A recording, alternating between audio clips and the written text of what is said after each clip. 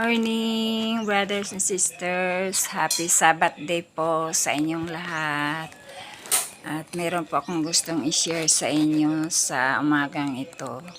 Itinuro ni Prophet Russell M. Nelson na isa sa pinakamadaling paraan para makilala ang isang tunay na alagad ni Jesucristo ay ang gaano niya tinatrato ng may pagkahabag ang isang tao.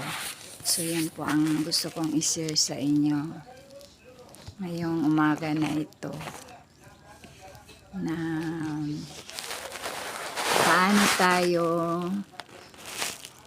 maglilingkod ng katulad ng tagapagligtas. So yan po, tinatrato niya yung mga ibang tao na may pagkahabag. So salamat po sa inyong pakikinig at sa inyong panonood po.